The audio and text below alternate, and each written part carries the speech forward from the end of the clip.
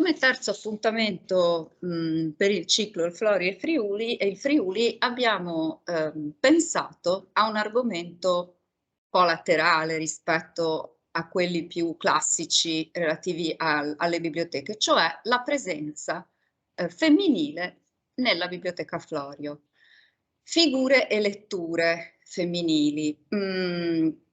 Io sono Hilde Menis e presento appunto una ricerca che è stata fatta insieme al gruppo di lavoro Tech e Antico dell'area biblioteche dell'Università di Udine, con i colleghi dottoressa Sandra Tinaro, Sandro Temer, Silvia Di Santolo. Ringrazio particolarmente la dottoressa Sandra Tinaro che mi ha veramente supportata nelle ricerche, ma anche mi sembra giusto ringraziare Isabella Polo e Anna Gummerer, che sono le tirocinanti che ci hanno validamente sostenuto in questo percorso, proprio nel periodo delle ricerche.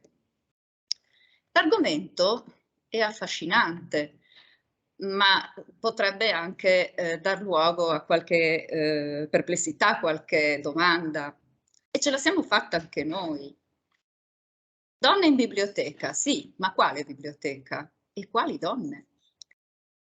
Impronte femminili nella Biblioteca Florio, quindi cosa abbiamo trovato nella biblioteca che possa far pensare a una presenza anche femminile fra gli scaffali, fra i libri, e un breve, insomma, accenno, perché ci sono già degli studi su questo, sulle donne che scrivono per le donne, ovvero la presenza delle autrici femminili in Biblioteca Florio.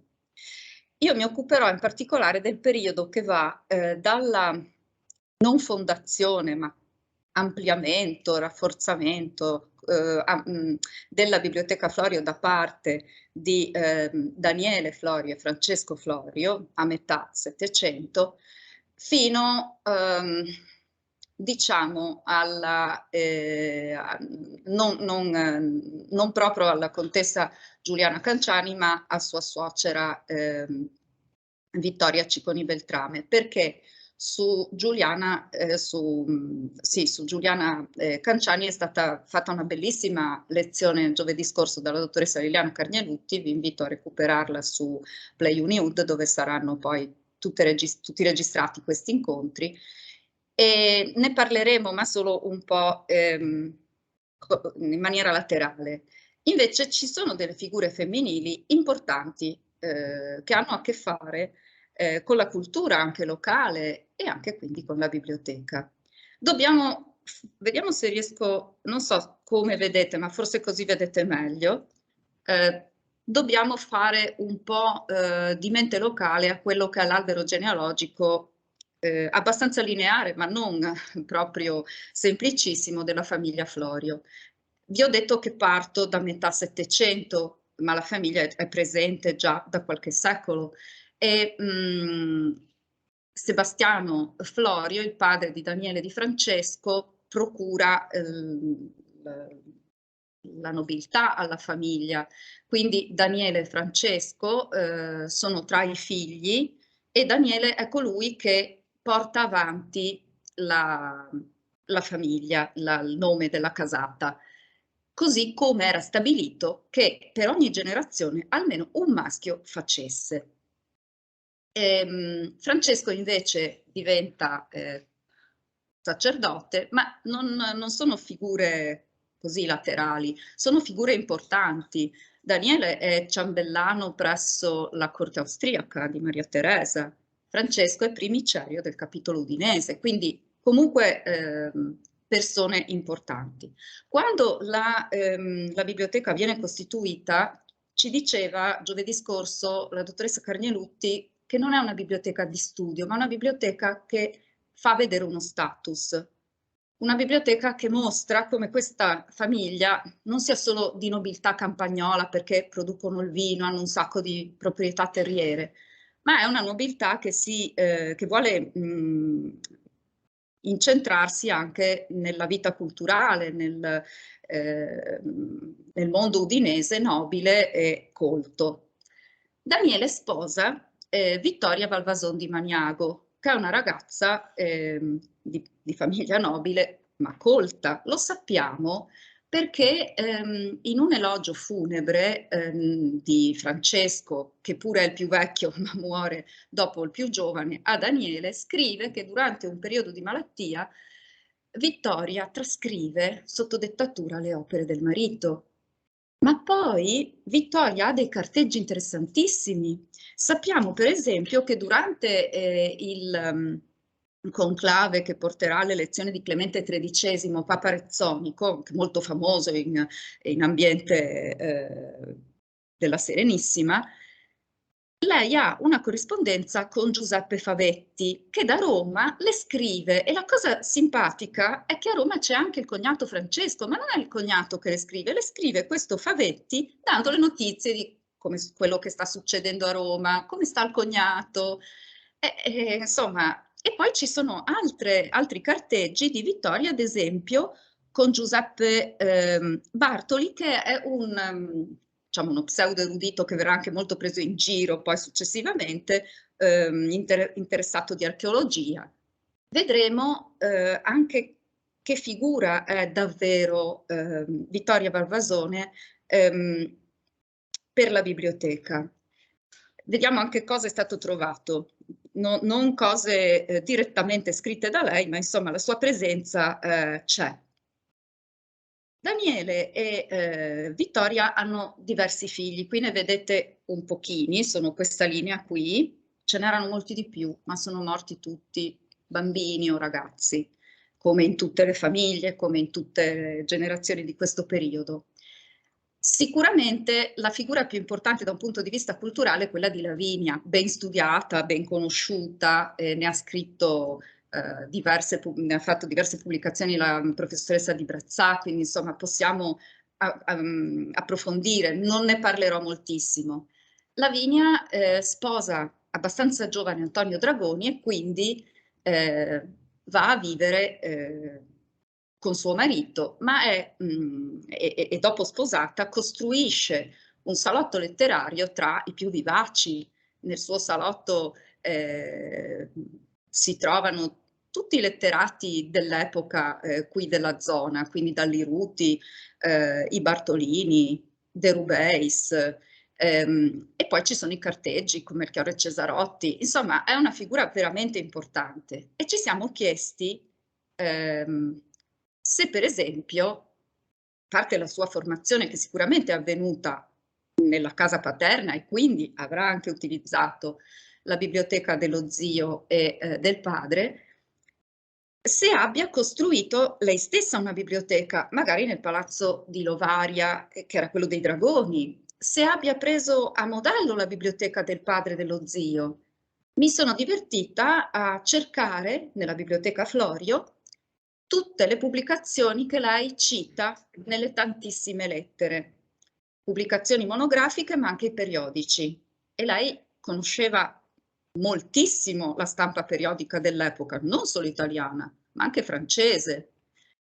È vero che nelle famiglie nobili di questo periodo i materiali che lei cita sono materiali che troviamo un po' dappertutto, sono quello che si doveva leggere in quel periodo lì. Però in Biblioteca Florio c'è quasi tutto. E sappiamo, tra l'altro, da una lettera che lei scrive, che lo zio Francesco, diventato anziano, chiedeva a lei di procurargli i libri. E anche questo, secondo me, fa pensare a una probabile frequentazione di Lavinia anche della biblioteca del padre e dello zio. Scorrendo un po' le generazioni, vediamo altre figure femminili. Per esempio, prendono i nomi naturalmente dalle nonne, c'è questa Vittoria che diventa monaca alle dimesse nel 1805, di cui parla, così ci diceva il professor Tilatti, rendendo pubblica una lettera di Francesco a Daniele, quando questa bambina è piccolina, Francesco dice a Daniele, ho visto, dice la piccola Vittorietta, che vale più di tutti i tuoi libri. Per dire insomma che ecco, non ci sono solo i libri, ma capiremo perché questo interesse di Daniele per i libri e, anche se non c'è più, la figura di Vittoria Valvasone.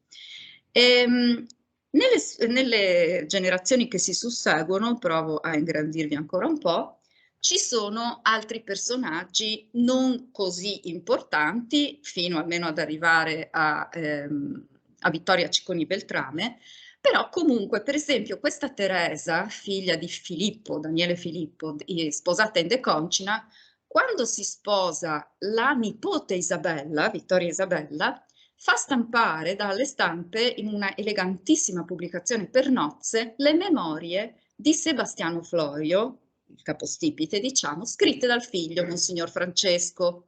È una bella pubblicazione, molto elegante, con un bellissimo albero genealogico, tra l'altro, che ci ha aiutato anche nella ricostruzione.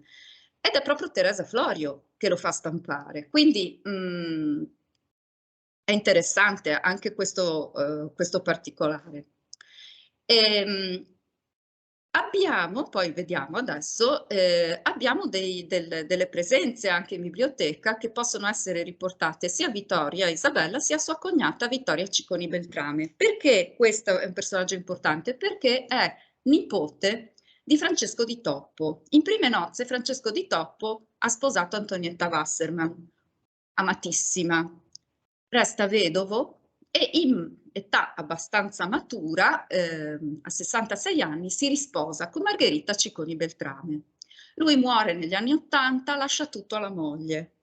Non hanno figli e quando Margherita muore lascia tutto alla nipote, compresa la villa Florio di Butrio. Una sorella di Vittoria sposa Enrico de Brandis, quindi vedete anche l'intreccio con le famiglie nobili. Abbiamo trovato in Biblioteca Florio un nucleo bibliografico appartenuto sicuramente a Francesco di Toppo perché ci sono i suoi, adesso poi andremo un po' avanti e indietro ma non importa, ci sono i suoi timbri e ci sono i suoi simpaticissimi ex libris. Vedete che lui prestava probabilmente i libri ma si premurava anche di farli restituire. Come facevano poi, l'ex libris è una pratica non antichissima, insomma, soprattutto in questo formato. Anche i Florio hanno il loro. Dicevo, c'è un nucleo proprio di libri, soprattutto di romanzi. La parte principale, il nucleo principale dei libri di Toppo sono alla Civica, però evidentemente la zia Margherita, insomma, ha voluto che alla nipote arrivassero determinati libri, troveremo delle autrici proprio, dei romanzi molto in voga a metà dell'Ottocento. Ex libris, allora c'è da dire una cosa sulla Biblioteca Florio, anche per capire un po' il nostro movimento di ricerca.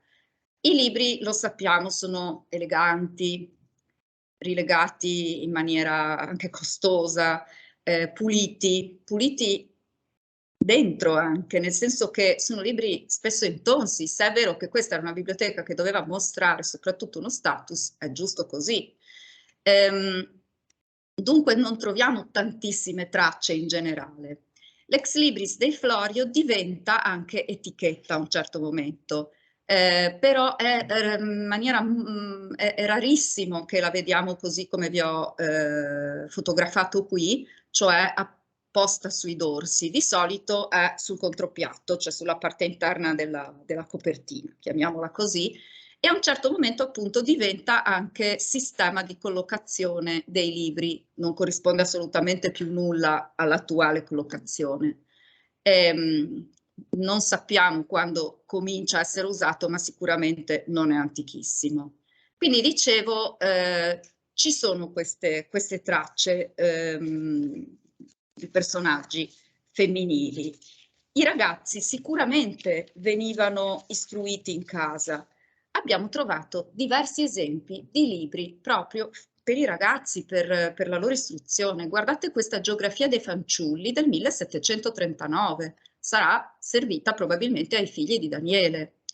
E poi ci sono novelle morali del 97, un libro di pedagogia, ma abbiamo trovato anche un libro di matematica per i fanciulli. Abbiamo anche un libro diciamo così, di versioni di latino, ecco, non come quelli di adesso, ma sono chiaramente esercizi. È un libro tutto spaginato, per cui è doppiamente confermata il suo uso. Ci sono anche dei libri il cui Stato denuncia un uso proprio da parte dei giovani. Il novellino del 1872, oltre a essere particolarmente lacero, è anche particolarmente scarabocchiato. Le 100 novelline del 1867, a parte, come vedete, i margini mangiati, abbiamo solo 12 pagine. Il resto deve essere, con l'uso, deve essersi proprio perso. Si diceva appunto che probabilmente questa biblioteca è stata utilizzata da diverse, dalle donne, e abbiamo parlato di Vittoria, abbiamo introdotto un pochino Lavinia, e di Lavinia qualcosa abbiamo. Abbiamo una lettera autografa, probabilmente però è una copia, alla figlia Teresa, su un argomento che stava molto a cuore a Lavinia, che si interessava di politica, di società, si interessava di tantissimi argomenti, e questa lettera, che riguarda una querelle del momento, a proposito di una descrizione fatta da Chateaubriand, è in una miscellanea conservata in Biblioteca Florio. Ci ha meravigliato questa presenza, perché una lettera autografa poteva essere in archivio, poteva essere insieme alla corrispondenza, invece viene tenuta proprio quasi come noi abbiamo proprio pensato, insomma, quasi come una presenza di Lavinia stessa nella biblioteca. Se non si sposavano, le ragazze andavano in convento. Non pochi membri della famiglia Florio diventano, praticamente ogni generazione ha una o più monache. Naturalmente costava maritare le figlie, ma costava anche mandarle in convento.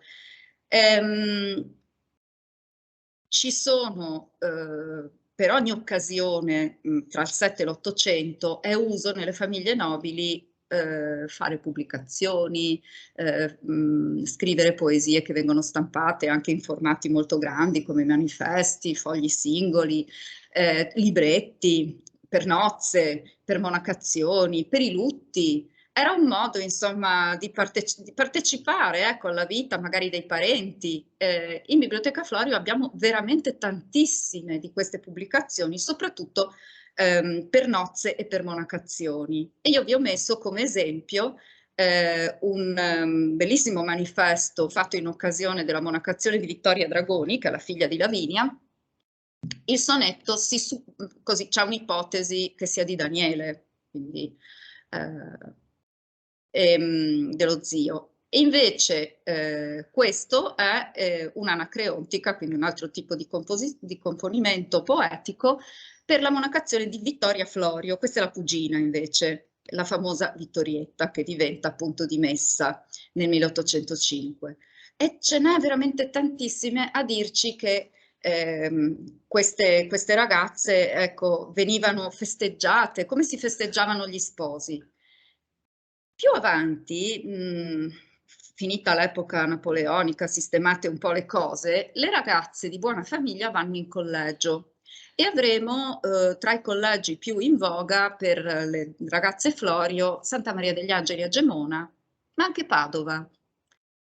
Durante il periodo in cui erano in collegio potevano tornare a casa in alcuni periodi, ed è per questo probabilmente che troviamo veramente tantissime di queste immaginette sacre dentro libri solitamente di devozione, libri di preghiere, che non necessariamente sono appartenute all'unico famoso prete della famiglia, cioè Monsignor Francesco. Probabilmente sono anche per l'epoca di stampa stessa dei libri, sono appartenute anche probabilmente a delle ragazze. Santa Vittoria sicuramente era, io adesso qui ho messo un santino particolare, perché è particolare la casa editrice che lo produce, una casa editrice francese, la Turgy, che lavora per un secolo intero e stampa santini. Ce n'è diversi. Io ho scelto Santa Vittoria perché mi sembrava giusto, ma vi dirò che di Sante Vittorie ce n'è parecchie. Ecco. ecco. E ho messo anche un esempio di un Gesù bambino, il santino è tedesco o austriaco,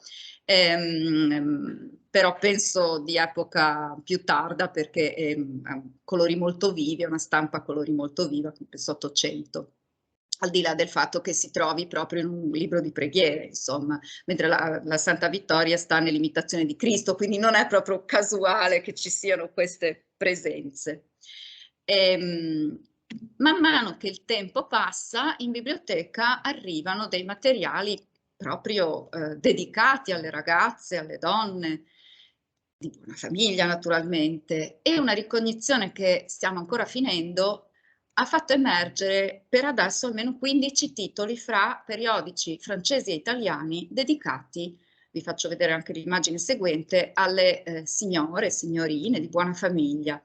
Sono periodici come il Journal des Demoiselles, il Magasin des Demoiselles, che hanno dentro un po' quelle che sono le materie che una brava futura donna di casa deve conoscere, quindi il cucito, la musica, un po' di letteratura, giochi di parole, i rebus, e poi la moda, cosa va di moda a Parigi, quali cappellini, siamo a metà dell'Ottocento, addirittura qui la moda illustre della quasi fine dell'Ottocento, sappiamo che alcuni di questi giornali sono appartenuti a Vittoria Cicconi Beltrame, ma probabilmente quelli lei certamente nel 50 forse era appena nata, anzi no, è nata dopo, quindi questi erano precedenti.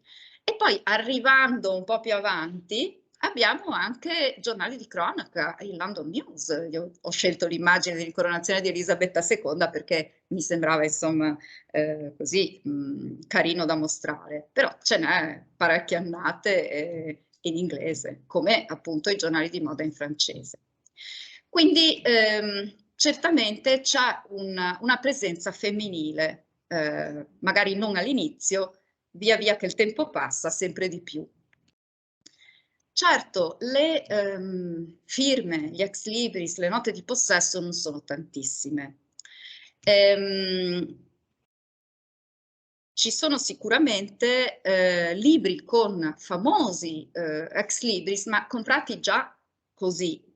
Sapete che il più famoso della Biblioteca Florio è la nota di possesso di Nicolas Tulp, il chirurgo ritratto da Rembrandt nella lezione di anatomia.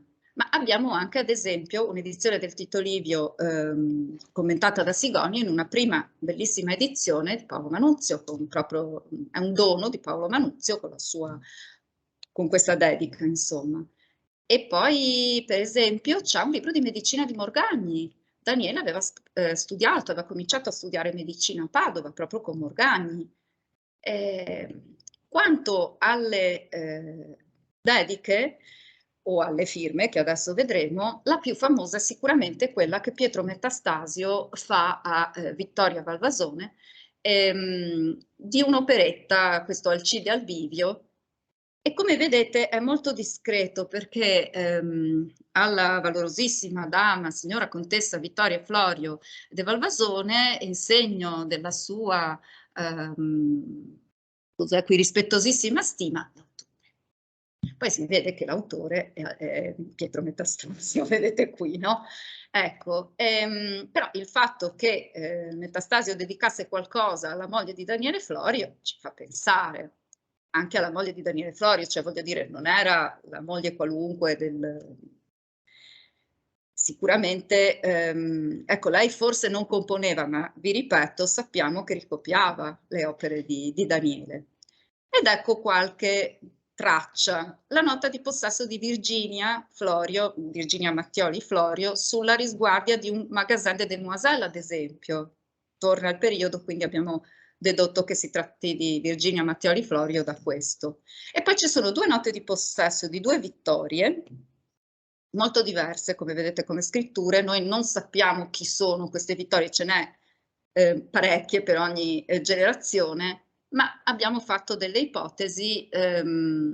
Questo è un libro di grammatica italiano e francese e c'è questa Vittoria Florio, una scrittura anche precisa. E poi c'è invece una Vittoria che si tenta anche, una Victorie, vedete che tenta di scrivere in qualche modo, e questa è un'altra sicuramente, il libro è anche molto successivo, Ecco, non sappiamo di chi si tratti, possiamo fare solo delle ipotesi. Abbiamo poi, per esempio, una dedica di una società operaia che dedica i suoi rendiconti economici a Vittoria Cicconi Beltrame e sappiamo che lei veniva chiamata così. Quindi la dedica invece a un'altra Vittoria Florio fatta da parte di un tenente durante la Prima Guerra Mondiale, pensiamo possa trattarsi di Vittoria Isabella, sua cognata. Vi ricordo che queste due Vittorie qui sono cognate. Perché? Vabbè, la pubblicazione è una pubblicazione strana, sono due formazioni militari della Prima Guerra Mondiale, sì, Genova e il Novara. Sono andata a cercare e mi pare di aver capito che Arrigo Ivancic non è morto nella Prima Guerra Mondiale, quindi è tornato a casa. Però tutte e due queste signore nel 17 erano anzianotte, quindi mi sono chiesta, forse una cosa per sdebitarsi, una dedica per sdebitarsi col marito o ingraziarsi una futura suocera? Sono tutte ipotesi, ecco, anche un po' divertenti.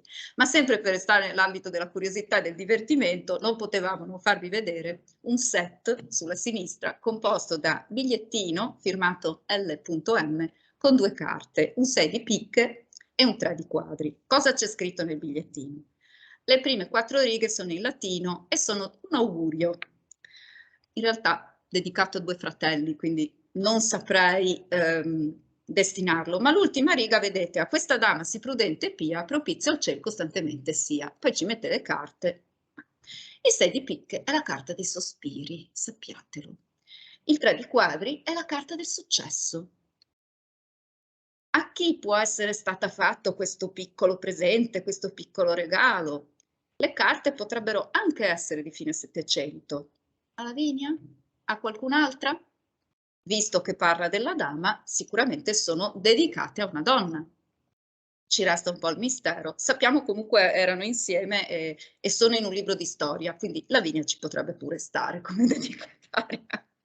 Invece in un libro, il solito libro di preghiere, troviamo una preghierina scritta da mano sicuramente giovane e da soggetto femminile, perché dice: Signore, quante volte sarò distratta, allora ti offro tutta una serie di penitenze, ed è una preghierina scritta, insomma, infilata in questo libro di preghiere. Come dico, anche qui il libro di preghiere è abbastanza antico, non sappiamo se questa fosse una delle sorelle anche di Daniele, oppure più tardi, non si sa.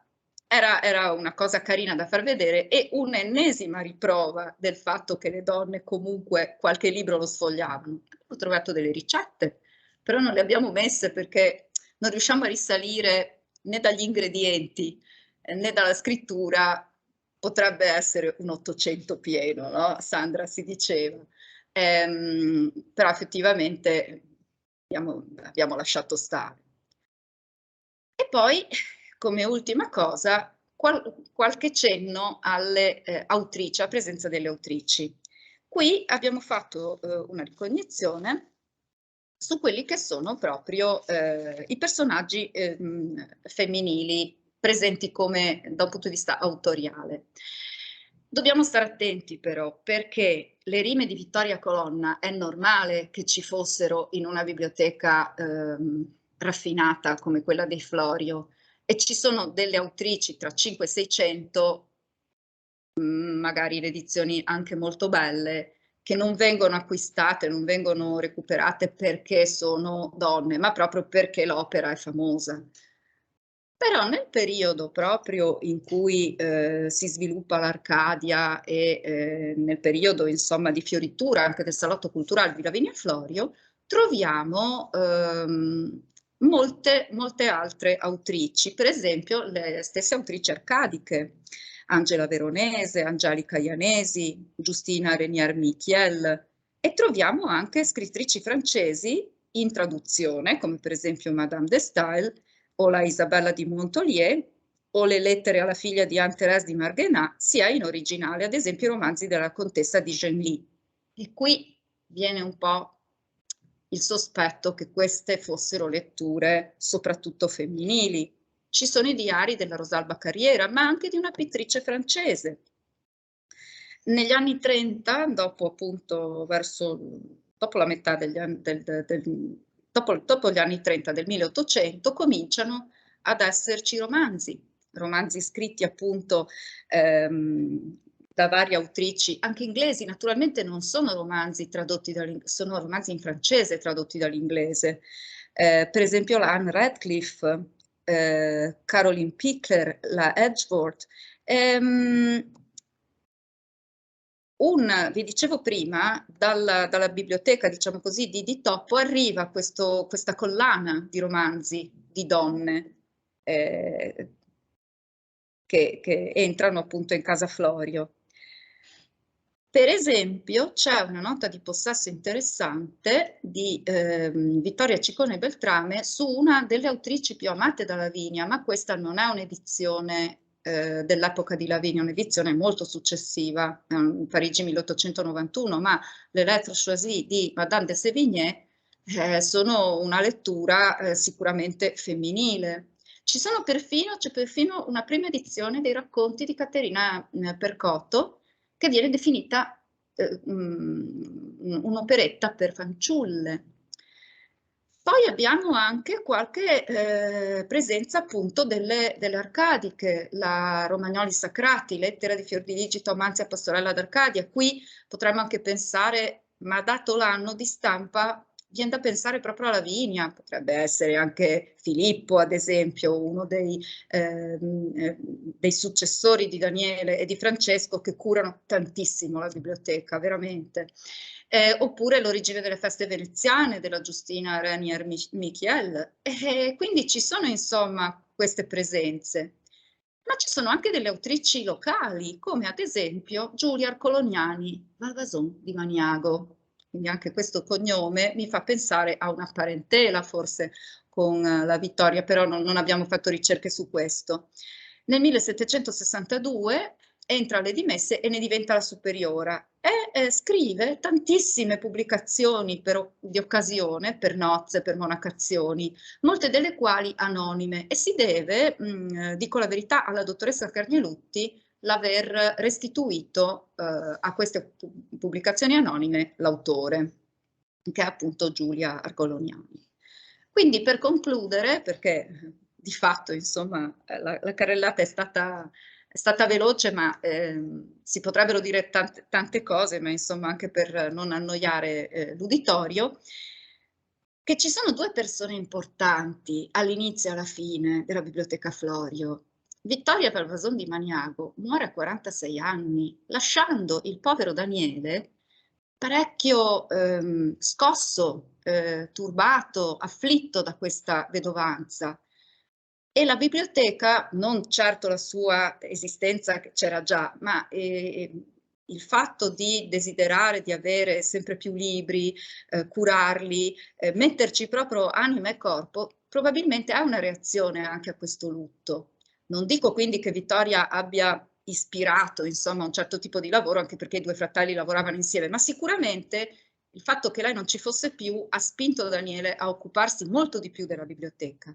E poi l'ultima persona di cui abbiamo sentito parlare giovedì scorso, appunto, Giuliana Canciani, che è la vedova dell'ultimo discendente dei Florio, Cino, e che ha il merito, ce l'ha raccontato bene la dottoressa Carnielutti, di averci restituito la biblioteca integra.